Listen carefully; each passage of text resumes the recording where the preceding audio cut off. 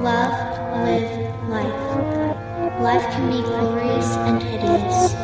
Stick your feet to the ground, but don't think you are counted out. Don't let the wind pull you and tear you apart. Let yourself live freely and love, and you'll be happy. No limits. Just keep on. Hey guys, and welcome back to another Iron Will podcast with me, Shane Warner, and John Chase. So what this podcast is all about is we are trying to get stories from people that have been through a traumatic experience in their lives and came out a different person. Yeah, they have all created an iron will. So what is an iron will? A burning determination that cannot be stopped or hindered by anything, willing to do anything to get a desired outcome, extremely resilient. So what we like to say is just keep punching. Yeah. So sit back and relax, and we're going to start the show. All right, you guys, today we have on our podcast, we have Rebekah Nesbitt. She suffered a brain injury about 4 years ago now, and just want you to pay particular attention to this message and this story that she has. She is a little bit hard to understand because of the brain injury, and she's still going through a lot of rehab and all that. So, all right, here it is. Hi guys, I'm Rebekah. I have a brain injury. I got it in 2016, and I'm from Northern Ireland, so probably find it quite hard to understand me from my accent, but also I find the brain injury has made me talk quite funny. It's made me much more disjointed than I was previously. I used to be a drama teacher, but no, I can't do that. Okay. So Rebekah suffered a brain injury, and she's going to come on here and talk about that.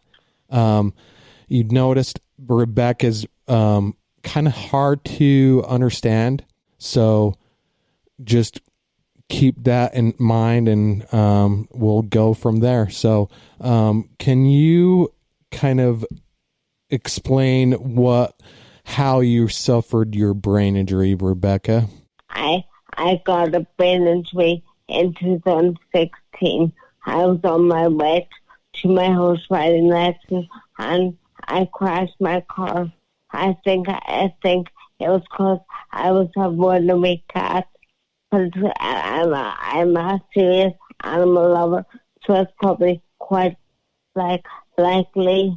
And I suppose you could say luckily for me, I didn't break anything or damage anything else but my brain. But okay. Suppose it's not really lucky. So were you the only one in the car? Yes, I was the only one. Okay. And I'm very small, so I think it's like the doctors told my parents it was like shaken baby syndrome. Like I'm very small, like I said, I'm 4'11" and a half, so very tiny, and the car just shook me about. Nothing was broken or anything. Okay. So can you explain how your rehab went and that kind of thing? And can you talk about Christmas Eve 2016 a little bit? Yes. My accident was September 16, and I was in the main hospital in Belfast for 4 months, and I hadn't spoken or been kind of awake and in the room, mentally and things. But on Christmas Eve 2016, I whispered to my mom, I have no voice, which I suppose was a nice Christmas present for her to finally hear your voice. Yeah. Yeah, but my voice is really different than it used to be. Like, it's not as clear, Yeah. and it's quite disjointed now. Whereas before this, I had a drama teacher and all, so my voice very clear and things. So it's been that's another struggle I have. Mine is obviously I have big physical struggles, but that's big thing because that's like my career and stuff down the drain. Okay. So what kind of physical things did you have to go through? Yeah. What kind of rehab did you have to go through physically? Yep. I'm still not able to walk by myself. Okay. So I had to do loads of physical therapy. That was in hospital, and now it's at home. I have a physio that comes here. He's come here before COVID. Okay. So you said your personality didn't really change from your accident, but it obviously so many of your physical abilities did change. And so can you kind of explain what your daily living situation is like? Well, like before this brain injury, I lived with my partner, but now I'm back at my parents' house, which is okay, but it's like not where I want to be able to. And like, I would be married all night, but the brain injury took away that opportunity because I can't walk and things, and I want to walk down the alley like lots of brides do. So it's like, that's like a wee dream I've had from a little girl. Okay. And so did your brain injury affect your like long-term or short-term memory at all? Well, yeah, I can't remember being in hospital really at all. And unfortunately, I lost like the year or two before the accident, which was quite a big time for me because that's when the proposal was and my university graduation. So I lost both those events. Oh. Yeah, that's... But people have pictures, right? They have pictures so they can show you pictures and kind of... At least there's that. Yeah. Yeah, there's lots of pictures. But Good. I just think, like, the pictures don't give me the real feelings. What happened that my memory would have given me. Right. Yeah. Yeah, that's hard. So can you kind of tell about your blog, what it's called and how you came up with that name and what it's about? Yeah, my blog is called Rebekahs.blog, and it came about because my name is Rebekah, obviously, and my Rebekah is spelled with a K in it, so I thought that was kind of very broken, and I came out also feeling very broken, so I was unable to do so much stuff. Yeah, it's that's a hard situation to be in, like to like have everything taken away from you almost. Like it's just it's amazing that people are able to get through that. Yeah. Yes, it's actually an awful situation. And like before the brain injury, I was a very active person and stuff. So it's been really challenging. Yeah, mentally that's really hard. Yeah. Challenging, yeah. Sure. But does this blog give you a sense of like accomplishment, a sense of giving back? Sense of helping other people out, or...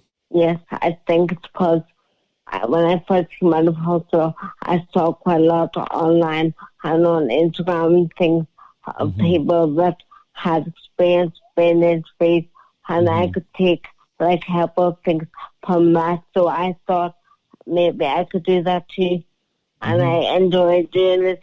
And it's also a good way for me to keep a record of the events that have happened. Because though my memory is, like, I wouldn't say it's really bad, but it's not as good as it was.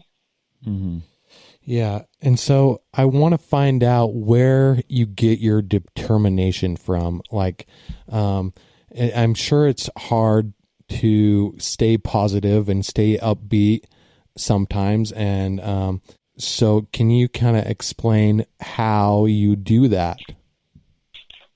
Yes, but I think I've always been quite a determined person from a wee kid. Because as a wee kid, I still have dyslexia, I assume. But that's something that you had before. Yeah, already.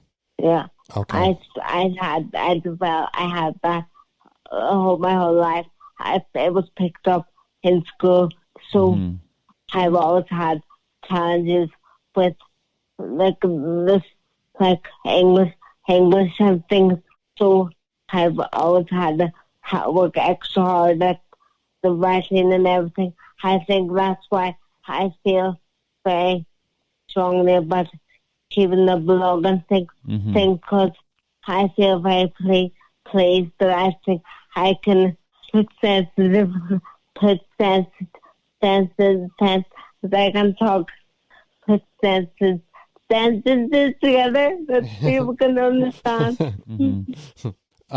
So how has that determination helped you out, like, in your brain injury journey?